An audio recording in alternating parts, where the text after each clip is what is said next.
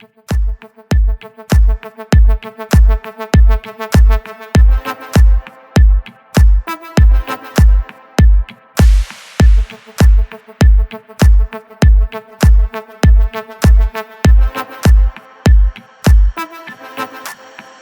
the club going hard on a Tuesday. Got your girl in my curtain shake Tuesday. Club going hard on a Tuesday.